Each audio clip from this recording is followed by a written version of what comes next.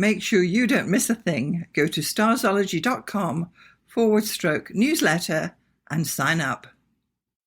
Welcome to the Starzology Astrology Podcast.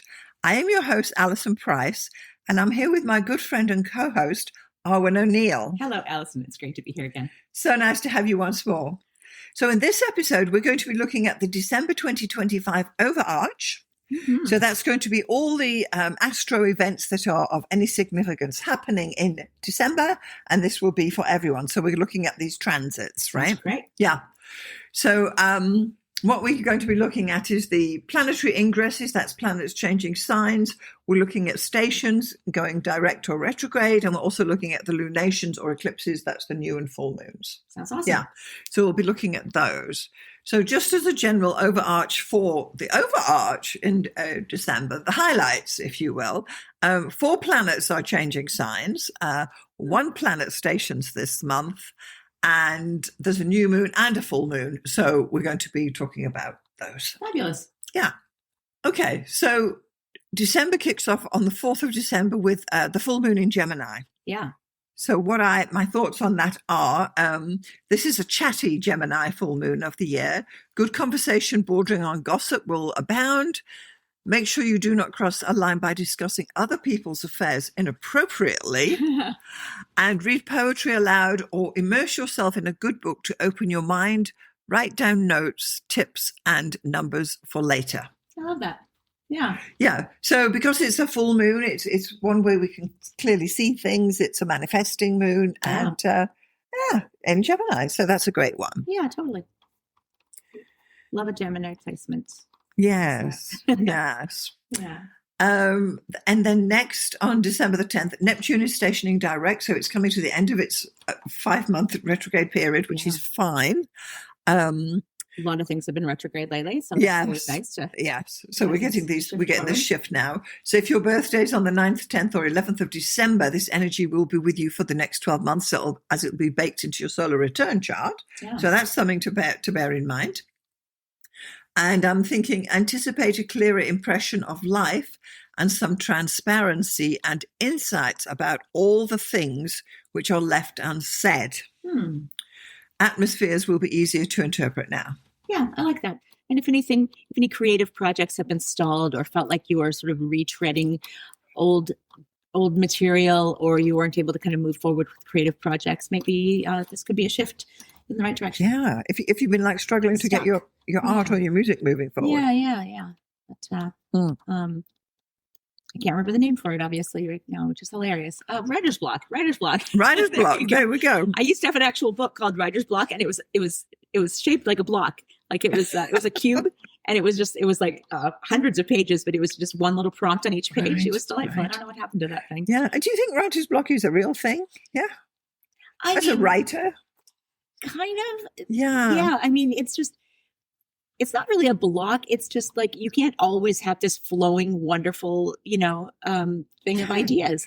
Yeah. Elizabeth Gilbert did a wonderful TED talk, 15 years ago now, about the daemon, which is like DAEMON, which is like the spirit of creativity that comes to you, and you have to honor it. And it's not something that comes from within you necessarily. It is like divine inspiration striking you, and it comes at the most inconvenient of times sometimes. And she says, she would be driving in her car, and all of a sudden the best idea would come to her, and she'd be like, "Not now. Can't you see I'm busy? Wow. Can you please wait until I've stopped the vehicle?" Right. But yeah, it's a push-pull of when inspiration strikes and when you're actually ready to receive inspiration. Wow. Yeah. It's a great TED talk if anyone is in the mood to hear something really wonderful and creative and passionate about how inspiration works. I'll put a link to that in the podcast. Yeah, that's one of the most beautiful TED talks ever. Yeah, no, I love her. I love her stuff. Yeah. Oh, totally. No, that's a good way of dealing with this. So we're being released because Neptune's going direct now. Yeah. So that's a good thing. Yeah. Let the inspiration flow. Let the inspiration flow. Oh, I'll sharpen my pencil. Yeah. And then on December the 11th, Mercury is entering Sagittarius. So this is moving into its detriment. It's not well placed here. And some of my thoughts are, keep up to date with emails and make sure everyone knows what's going on as Mercury enters Sagittarius. You could meet potentially a life-changing person who perhaps will act as a guru, coach, or guide for you. And always maintain an open mind as you navigate multiple conversations which spark your curiosity. I love that. Yeah. Because I think a lot's coming at you when you've got information in Sagittarius. But I don't think it's the time to act on it. It's the time to write it down, if you will. Yeah. And circle back later and think, was that a good idea? Yeah. Did she give me a good clue there? That was a good, like your suggestion now of a TED Talk. Yeah. I love that. It's because it is a very open-minded placement, and it's more open-minded than Mercury in Scorpio, where it's just left. Yeah. But at the same time, you're a bit more skeptical with Mercury in Scorpio, which is usually a good thing. Don't want to be too skeptical, but you want to think things through and not be sort of, seduced into crazy ideas. Yes. But sometimes that crazy idea should seduce you, and you should be open to that. Yeah. Oh, that's a good one. And also, I would imagine then check your AI responses, especially because then they're really check them. They're really going to be pulling the wool over your eyes. The hallucinations will be. Yes. Yes. Yeah. Exactly. Mm. Yeah. So that's a good one. So anyway, that's Mercury shifting signs there. And then on the 15th, Mars is entering Capricorn. Yeah. So this is quite a good placement. It's moving now into its exaltation. It's moving out of Sagittarius. So my thoughts here are the red planet's energies mesh well in the sign of the sea goat as the principles of drive, which is Mars, and ambition, which is Capricorn, combine in a supportive manner. Also note that Mars is exalted here, which as I've just said, and if you have a Capricorn sun or ascendant, you will get a burst of energy as Mars rolls through. Yeah, love it. Yeah. It's quite a good placement for getting things done. Yeah. And it's towards it's halfway through December. It's it can be a busy time. You're probably going to want to get a lot done before you can take some time off. If you're lucky enough to get the time off in December. Well, I always like to say to myself that after December 16th till like January the 2nd, I take those kind of 2 weeks over Christmas time. Yeah. And I don't do client work during that time because I need time to organize family things. And we have the odd social event, which we'll talk about later. Absolutely. And things crop up. And also, so that's when I like to take a 2-week break for sure. And starting next year, I'm going to be taking August as well. I've decided I'm going to take it at that 4-week summer break from my business, not the podcast. The podcast will continue, but the actual consulting, and it'll take a business break. Yeah, that's great. To give me time to recharge my batteries because you can't. It can be a hamster wheel if you're not careful. Yes. Yeah. You know what I mean, right? I do. You're producing every week, and the trick I think is to get ahead. And such as Mars in Capricorn is a good time to get more things done. Yeah, definitely. So that you can reap later. You want to get your harvest in and then you can rest later. Yeah. And if I'm going to rest at any time, it's going to be when the sun's in Leo. So, right. Yes. So this is kind of the plan, which I'll clearly talk more about next year. But anyway, yeah. And then moving on the 20th, we have the new moon in Sagittarius. Yeah. Now, of course, the new moon is always a good time to make new moon wishing. I mean, if you do that, that's a great thing to do as well. I'll put a link to that. So some of my thoughts about this new moon are get moving and inspired with this dynamic new moon in Sagittarius. Focus on the vision for your life and tweak it where required. Meander down some side roads and see how you feel about adding a little something else to your life. No decision has to be made yet, but that doesn't stop you from pondering all the possibilities now. Nice.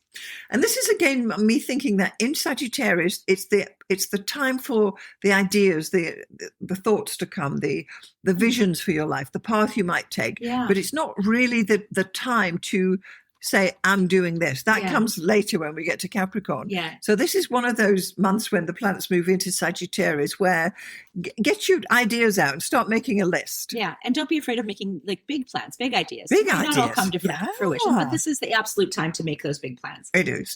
It's quite a good time. Mm. So again, at the new moon in Sagittarius, you might want to do some wishing. And I don't do it every month, but I do it, I'd say 6 months out of 12, but interesting. Yeah. Nice. Yeah. And then on the 21st, it's a big day astrologically. It is. So the sun's going to enter Capricorn, and that means it's the solstice. For us, it's the winter solstice here in Vancouver, and for people in the southern hemisphere, it's the summer solstice. So what that means is that the sun has got to 23 degrees north, and it will turn around and start moving back. Shortest day of the year. Shortest day of the year. And thank goodness, because by then it's living where we do, it is dark most of the day. Most of the day, by the time you get up, it's dark. By the time you're done work, it's dark. It is dark, yeah. So some of my thoughts about this is that as the sun enters Capricorn, it's the solstice. This day is also called Saturnalia, and we did do a podcast about that. I'll put a link to that as well. After Saturn, the ruler of Capricorn, and you need to get all your outside festivities over with so that you can concentrate on those special people who are your closest allies and family. So get all that stuff done before the 21st. Yeah, and after the 21st. Focus in on people who live in your home and your inner circle. Yeah. And for anyone who's watching the outer planets, we do also have on the same day a Jupiter square Chiron aspect. Right. Wow. So, yeah. It's always nice to make note of the outer planetary. Absolutely. Yeah. I'm also thinking this is the time now to reflect on this year's achievements and plot your strategy for 2026. Yeah. So this is something I like to do during this time, as I say, because by the time we get to the sun entering Capricorn, technically I'm on my winter break, if you will. Yeah. But I still like to reflect, and we are going to do a podcast about how to reflect on the last year, about what was working, particularly in my astrology business or your art business, to go back and say, well, what was working, what wasn't, and what are we going to let go, and what are we going to maybe just revise or revisit. So we'll definitely be talking more about that. I love that. That's the first time hearing about it. I love learning what we're going to be talking about. Honestly, I do. It's a surprise to you, is it? It is. I'm like, wow, okay. Yeah, cool, we'll be talking about that because I think it's important, because we're talking to a lot of people who have their micro astrology businesses or their small astrology business, side or hustle, their nano businesses, or whatever it is, if you do it reading charts. And not everyone does the same thing, and it's a time to give consideration. So wait until the sun's in Capricorn before that gets done. That's what I'm trying to say there. That's a good time to reflect on these things. Yeah, reflecting back versus the forward-looking of Sagittarius. Yeah. I love it. So that's a good thing. So you've got the combination. It's the solstice, it's Saturnalia, and it's also the beginning of Yule, which is part of the Wheel of the Year. So technically, because it's the winter solstice, that is the beginning of the year, of the Wheel of the Year. It's the conception moment when things actually start growing again after that point, although we can't see it. Yeah. And they call it the conception moment because when a woman conceives, you can't see it. It happens in the dark and the moist. Yes. And it's the same with germination of plants and seeds. You can't see it, but germination happens. So this is the germination point, whereas when it was in Sagittarius, it was still at that balsamic bit. So love it. The potential's there, but we can't quite see it yet, which is always, well, maybe it often happens. We can't quite see where we're going. Yeah, totally. Yeah. Oh, just a note about that Jupiter square Chiron. Yeah. That is, Jupiter is going to be at 22 Cancer and Chiron is going to be at 22 Aries, just in case anyone has anything at those degrees or at or near. Those will be the people who will feel Jupiter is going to be opposing the sun at Jupiter square Chiron. Oh, so okay. Yeah. Okay. Just a little outer planetary. Okay. Little action there. Anyone with stuff in the mid to late Cancer and Aries. Okay, that's a good thing to know. Yeah. So, and just back to this solstice business. So it's a turning point, and the shift from Sagittarius to Capricorn represents the sun drawing back towards the equator, implying a significant shift in the seasonal cycle. This transition signifies a movement towards balance and equilibrium as it moves towards the equator, as the sun's position aligns closer to the celestial equator as well, which is technically the same thing. But the solstice symbolism is a major turning point of the year where the days begin to lengthen in the northern hemisphere and the nights become shorter. Yeah. Infinitesimally. Yes. I mean, Yeah. But it's happening. So if you're in with the solar cycle, or following that, then this is the big turning point. Yeah. And I like that it always happens before Christmas. So you've got that, things are going to be getting better now. Yeah, 100%. I agree. Yeah. And then I mentioned about Yule as well. So there we have it. Yeah. Then on December 24th, Christmas Eve, Venus enters Capricorn. Yeah. So this change of planetary energy draws the focus to serious relationships and the role of money in the balance of power between the sexes. All sea goats will be more loving and social now and anticipate good relations with those in authority, like your boss or your parents. Lovely. So Venus is in there as well. It's a great aspect or a great placement to have right before Christmas. Right before Christmas, because Venus is like that social planet. So if you're having like a Christmas Eve thing, Venus is going to be then in Capricorn, which is fine. It will soften. Those hard bristly edges or family Christmas get-togethers. I mean, we all know what it's like. I mean, my favorite Christmas movie is the Griswolds Family Christmas or whatever it's called. Yes. And how it just pandemonium ensues and they keep chugging at the the alcohol to get through. My favorite Christmas movie, aside from Die Hard, which that's a debate, but it's really aside from Die Hard, my favorite Christmas movie is Scrooged with Bill Murray. Love him so much. Yeah. And I never fail to cry at the end. Oh. Just a tiny bit. Yeah. Oh, yeah. No, it's family Christmases can be something. But anyway, with Venus there, it's likely to be easier to get through the social engagements on Christmas Eve, Christmas Day, Boxing Day, and so on. Yeah. Yeah. So that's kind of one thing there. Yeah. So those are all the main events happening. And as you know, I like to do these background energy for the month. So the month will start on December the 1st, obviously, with certain energies of the planets, depending on the signs they're in. And then at the end of the month, that energy has slightly shifted. Yeah. And I do this by considering the polarity, the element, and the mode of, and I'm only looking at 10 planets here, I know. So excluding the moon, because that's going to be everywhere. So I'm looking at the Sun, Mercury, Venus, Mars, Jupiter, and Saturn, Uranus, Neptune, and Pluto, and Chiron. Well, that's plenty. Yeah. So I'm ignoring the moon because that's moving through all the signs, so it really doesn't count. Absolutely. And so what happens is on the 1st of December, the polarities are in perfect balance with 5 active and 5 passive planets. Wow. So that's great. Also, I've got this diagram of this table. If you click through to the blog post on the link below the podcast or the YouTube video, you can see this table that I'm referring to here. Nice. And then the element during December, the 2 elements which are brought forward are fire and water. Mm-hmm. This is where most of the planets are, which is a combination that we amusingly say creates steam. Yes. And which is a massive driver for power generation and energy expenditure. So we've got this large combination here, and that's where we can see the balances. And then the mode emphasis is strongly mutable because there's 5 planets in mutable, whereas there's only 3 and 2, 3 in fixed and then 2 in cardinal. Yeah. This is at the beginning. So this is how December begins. So we're strongly mutable and we're fire and water. And then by the time we get to the end of December, because the planets have changed signs, and what happens is the polarity emphasis, which was in balance, has now shifted towards active over passive. And the element that is clearly defined is still fire. Fire is now coming in at 4, and water has totally reduced down because the planets have moved over. So fire is the main element. So we've got, what did I say? We've got active and fire.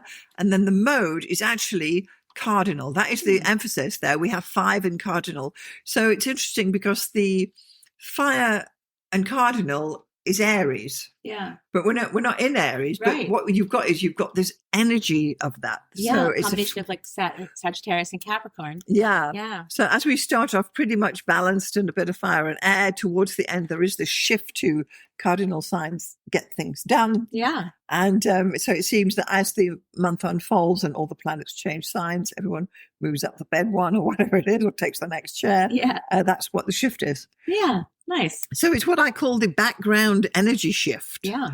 Is that what I'm calling it? I think it is. Yeah, the background energy shifts in the broad strokes. Yeah. So what I'm saying is I always like to get a feel for the month by looking at the background energy. This is typically shown through all the planetary positions by sign and their polarity elements and modes.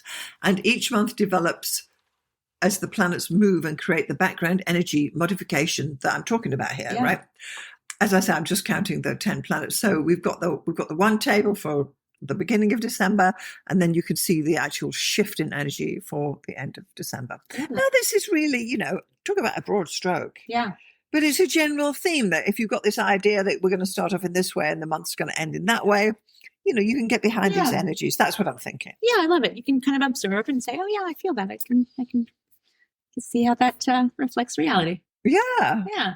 So having had a look at exactly which planets are moving signs and actually actively doing things, we're just going to circle back a little bit to this Jupiter square Chiron that Arwynne mentioned earlier, because that's happening in the background, even though it doesn't get mentioned particularly in the main events. Yeah. And it's interesting. It only happens every about 6 years. So last time it happened would have been in late 2019, before that 2013, and 2012, 2013. Before that, 2006. So you can kind of see, a little cadence of effect there. Before that, it was 1995 to 6, 87 before that. So there's, you can kind of, maybe if you've lived as long as we have, you can pull out like events that happened to be like, 1987, you know what I mean? I do. That kind of stuff. And I think it's interesting because Jupiter actually rules Sagittarius, where the sun is for half of the month anyway. Absolutely. And I mean, Chiron in Aries, I have Chiron in Aries, so that's an interesting. A lot Do of you? Yeah, it's a bit of a generational thing. It stays in at the same sign for quite a while, and we've talked about the Chiron return. Yes, we had a whole episode about that maybe 6 months or so ago, quite a while. I've put a link. But yeah, I mean, that's anyone around my age, around the age of 50, will have had that Chiron return. And in Aries, that's a big thing because it's to do with the ego, and Chiron, of course, is the wounded healer. So it's like, how will that affect me? And now we have Jupiter squaring that. So it's really, I mean, anything that Jupiter touches, whether it's a soft or a hard aspect, is going to just expand it and shine a light on it. I mean, Jupiter is almost like the second sun in our solar system. We don't consider any aspect Jupiter makes to be a bad aspect, even if it is an opposition or a square. It's like, how bad could a Jupiter square be? I mean, it may just inflate things too much or give a little too much confidence. But with Chiron, it's not about confidence. It's maybe about speeding up the healing process or shining a light on things that you've accomplished and you've come through in terms of recovering from trauma or addiction or learning. Because they're both teachers, aren't they? Chiron and Jupiter. Yeah. Very different styles of teacher. It's like your favorite teacher who made everyone laugh and in spite of yourself, you learned something. Like for example, my not chemistry, what was it? It was geometry, my geometry teacher. And I mean, I don't remember anything about geometry, but I do remember that I had a wonderful teacher in high school geometry, and he was delightful. And even though I don't think I have used geometry ever in my entire life, really, except of course, the fact that the squares and trines and aspects and stuff are so would you have said that he was a Jupiter type teacher or a Chiron type teacher? Very Jupiterian. Yes, just a delightful elfin kind of like leprechaunish, sprightly, like a giving teacher. And wonderfully friendly and funny and charming. Yeah. And so brought along his students into a topic that is very abstract. And so that's the Jupiter side. And then the Chiron side of the teaching is just, it's the lessons you don't necessarily want to learn. It's the lessons you kind of have to learn. It's like if you break your arm playing sports and you have to do everything with your other hand. So let's say you break your dominant hand or arm, and all of a sudden, you're forced to learn how to write or whatever. Of course, nowadays they say like, whatever you can keep. If you do break something, continue to use it as much as possible, because it's actually, much more detrimental to the healing process to just use the other side. But either way, it's a Chironian sort of process to come around an injury or a break or a detriment and find strength in it. I know when I was about 30 something, I broke my left arm. I broke my left arm, and it was in a cast from the wrist to above the elbow. Yeah. And that was my gear shift changing arm. So I had to learn to put this other hand over here and the right hand and change gear with this. And it wasn't easy because this is much a natural thing. And because I was determined to drive the car, I wasn't going to be sitting around for 7 weeks with this thing on. I got kids to get to school, and I learned how to shift gears with a stick shift using my other hand. Yeah. Exactly. I mean, when I think back, but and I broke that by slipping on a polished floor, and I just went over, and that was it. Landed on my elbow. Yes. And I heard the crack. Yikes. Yeah. But I don't think I've broken any bones since then. But thank goodness. Yeah. I know it happens, right? Yeah. So, but and I had to learn this. I'm going to call it my Chiron thing about changing gear with my other hand. Well, exactly. And it shows you that you actually can do it, but it's not something I would have done had I not been forced into. Exactly. And that's the Chironian lesson there.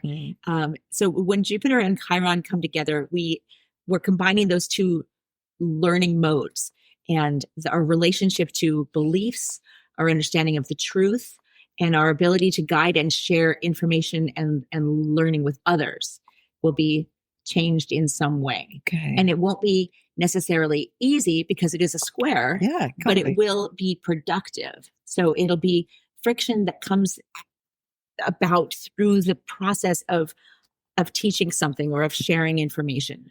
Yeah, so it could have to do with your philosophical beliefs, your beliefs about teaching, about maybe childcare, and life lessons that you impart to others. Something will come about that will change those things, and you'll have to kind of play in the intersection of those two different modes and figure out what is the best way to move forward. Because a square is it's a crossroads. Mm-hmm. It's a crossroads where you can see all four sides and you have to choose. It's like at the end of Castaway. I don't know if anyone has seen that movie, but at the end, this beautiful, poignant overhead shot of the crossroads and choosing which way to go. Right. And after you've been through this life-changing, catastrophic, cataclysmic ego death sort of thing where you're taken out of your life and you have to rebuild yourself from the ground up, naked and afraid, with nothing but a volleyball. Yes. as your companion. And and then moving forward from that, you are going to be stronger and you're going to be better able to communicate your lessons and your life's work to others in some way. Yeah. And I was also thinking when you were saying about how Chiron is the lessons you really don't want to learn. Yeah. It also could be indicative of having to take a particular course in your curriculum as a side course because you have to get this degree and therefore you have to take, I don't know, one class, History 101 as part of something. Yeah. And that's the Chiron course, which you're really not interested. You're never going to use it, but that's your other option. Yes, exactly. It's like, well, why do I have to do this again? Or something that it's totally out of your wheelhouse. But you have to do it in order to get on the track to move forward with what you deal with that teacher and that classroom and those books and totally. So, so wow. Right. But the square to Jupiter indicates that there is joy and humor and light and genuine, optimistic feelings to be found in pushing through and doing something that's not necessarily comfortable and sitting in on that thing that you were like, why am I here? Why am I here again? And it might be sort of a crisis at first, but you will come through it stronger. So what was this date again that we said this Jupiter square in Chiron? December 21st. 21st. So it's also at the solstice. So it's good. So if you are choosing courses for university next year, you're going to take a course on whatever it is you've got lined up for next year. I don't know what you've got lined up, Arwynne, or what I've got lined up. Yeah. But I've got a couple of things, but I have a feeling that whatever I'm learning next year, it will be, or next, month, it will be on the job learning. And on the job learning, things you didn't know you needed to learn. I will be, exactly. Amazing. Yeah. When Jupiter squares Chiron, in short, we may be daunted by the need to learn something or to go, over something that we've already learned, especially since these two planets are still in retrograde. So there may be a feeling of rehashing something or having to re-get credits that you feel like you already made that whole thing. And you may come against something where your beliefs are conflicting with, what is necessary to move forward. And it's not uncommon that you will feel like your beliefs are being challenged, but regardless, you will come through this with the knowledge and with the experience and with that authority that you that you require for whatever that turns out to be in your chart. But the end result is that your philosophy and your beliefs and your path forward and your ability to teach others will be strengthened, and you won't just be mindlessly, throwing yourself at something. There is a purpose to it. Right. And this is kind of a crossroads that's necessary. Okay. So this will be really for everybody, right? Yeah. We just need to know, do we know what the degree of these two is? 22 22? Yeah, 22 Cancer and 22 Aries. Yeah. So this is an aspect for everyone, but obviously if you have any aspects or if you have anything in your chart that is at those two degrees of Cancer or Aries, or anything that is in the cardinal signs. Yes, at 22. Do you have anything there? No. I don't believe so. I mean, I don't. Yeah, my Chiron is at 20 Aries. So we talked about my Chiron return last year. Chiron moves pretty slowly. Yes. So it's in it's in orb. It's in orb. Yeah. So learning new things that you didn't know you needed to know. As I said, if fingers crossed. I mean, we are recording this a few weeks ahead of time, but I am in the final stages, hopefully, of my next contract, closing a deal, my next role out there in the world of work. So I will be, whatever that role is, I will be learning new things. No, for sure, no doubt about it. So you already know what that's going to be. Yeah. I don't know the job, but I know I know I'll be learning new things for sure in a new environment. Yeah. Wow. And interestingly, as we get to this time period in January, I'm doing some education work, and I have to unfortunately go back and redo one of the classes I did before because I don't have a record that I passed it. They can't seem to find it either, and I can't believe this has happened. That's why your eyes lit up when I said the thing about credits. And it's just like, and I'm just and I'm thinking, okay, well, I'll just suck it up and do it because I know I did it. I know I finished it, but I can't find it. We're talking 10 years ago, and they've got no record either at the school, so I'm having to go back and do something, which I've already done, and it's taking up time, and so I would imagine that's how this is going to be expressed for me. And it's just interesting that you brought this particular aspect to our attention this month. Yeah. Good. Yeah. So now that we've been through the difficult Jupiter Chiron square, now we've reached the shameless self-promotion portion of the podcast. No such thing. Go for it.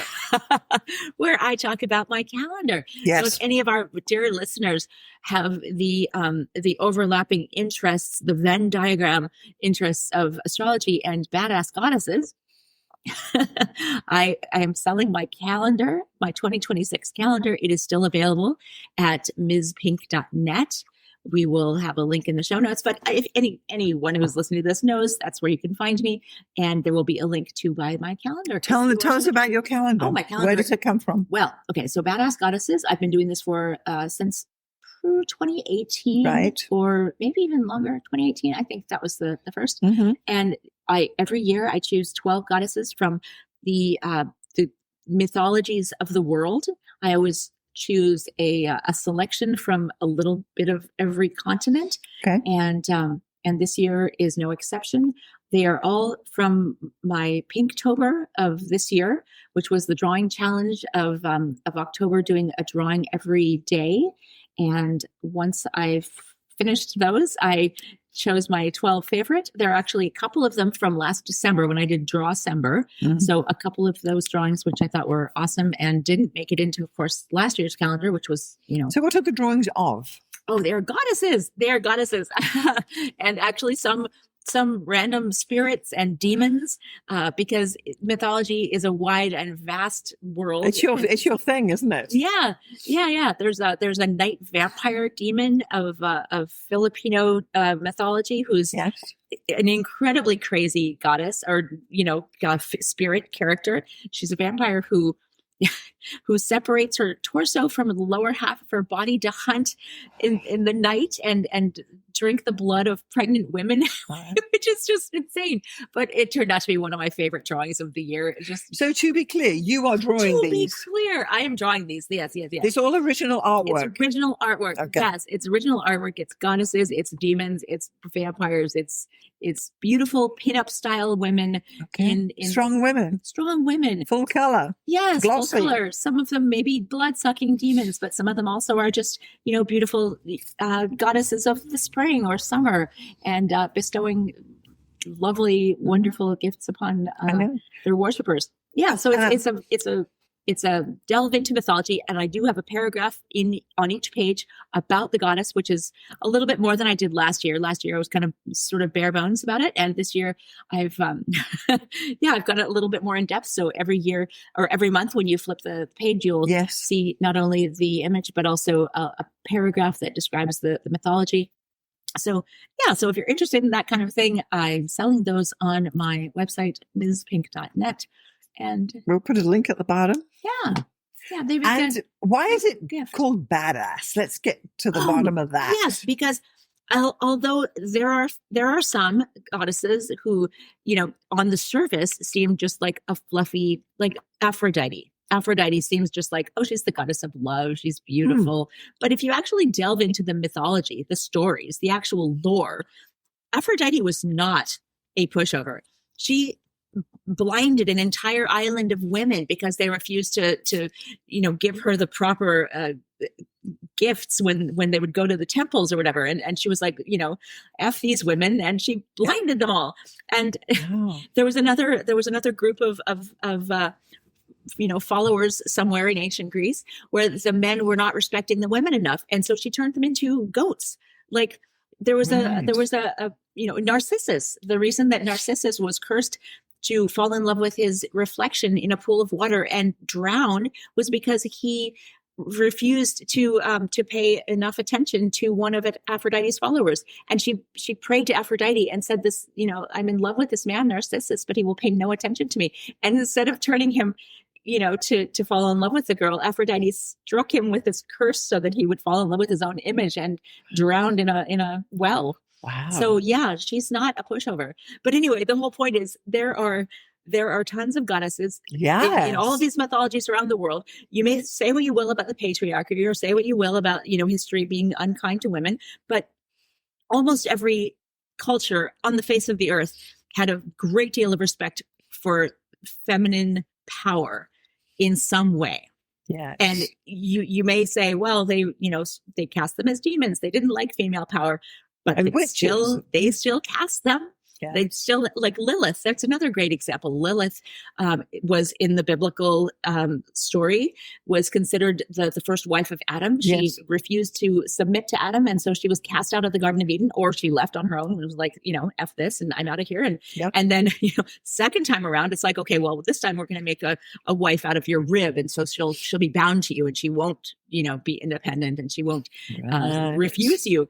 And then Lilith went off on her own. But before that, 3,000 years before that, Lilith was considered a demon in Mesopotamian and Akkadian mythology. She was a demon and a seductress and a succubus on her own, tempting men and doing whatever she wanted. Wow. So, it's so interesting that you bring this to our attention because I don't know these things. I'm sure many of our listeners have no clue either. So this is super interesting. There you go. Yeah. I mean, it is a fascinating and wonderful topic that I've been fascinated with for several years now. And I used to worry, what's going to happen when I run out of goddesses? And I do not think that will ever happen now that I'm 6 years in or so.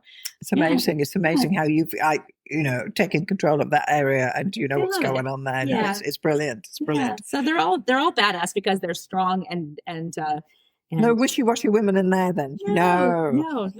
There's not just a wife of so-and-so god or whatever. No, they're all in charge of some major aspect. Strong women. I like it. Life for the universe. One of the goddesses was literally the grandmother creator of the entire universe. She created the sun and the moon. And so. Wow. Yeah. It's amazing. It's amazing. Yeah. So if you're interested in that sort of thing, absolutely, I highly recommend you go and either get one for yourself or get one for a friend. It makes a great Christmas or New Year's gift or both. Absolutely. Yeah. Sounds wonderful. Thank you. Okay, so we've been talking about the December overarch for 2025. We've been talking about planets that are changing signs, the lunations, the new and the full moons. We've also been talking about the stations, or the station, as there is only one in December. And we've also been looking into one of the major outer planet aspects that's occurring during this time and giving some ideas of how you can navigate that as it comes by. Yeah. So this is great. So if you have found value in this episode, please do consider sharing it with anybody who'd be interested. Make sure you're getting our newsletter, and you can sign up at starzology.com/newsletter. Additionally, if you want to email us, you can email us at starzology@gmail.com. And make sure you're getting Arwynne's newsletter, and you can find Arwynne at... I'm at mspink.net. That's mspink.net. And I send out my newsletter every Saturday. I'm talking about goddesses and art, as I previously discussed, but also some popular culture and books and personal stories. Yeah, it's a great read. Yeah. Thank you. Yeah. So thanks to all our listeners for getting this far. We really appreciate you listening, and we do it for you. Yeah. So thank you so much, and we will see you next time. See you next time.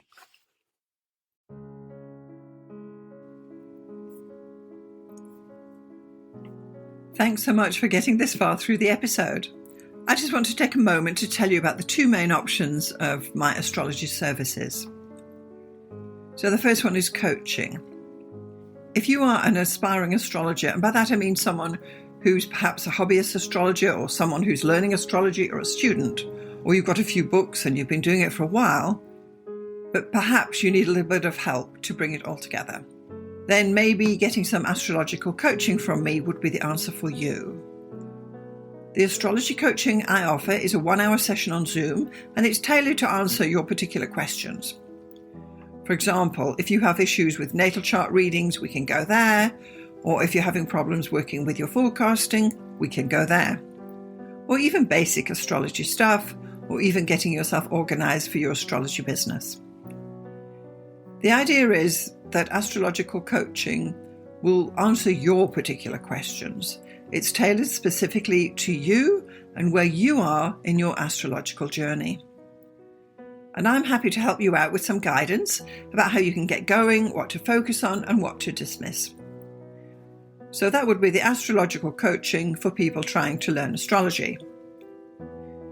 The second astrological service I offer is consultations. So this is for someone who perhaps doesn't know anything about astrology, but they just want to have their chart read or get their chart done. Call it what you will. So once more, this is a 1-hour consultation over Zoom.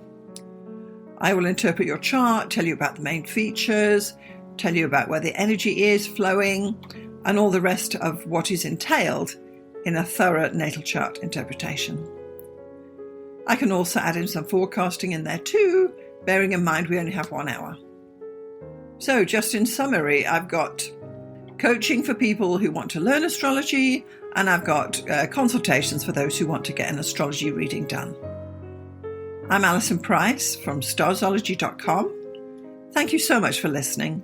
We'll see you next time.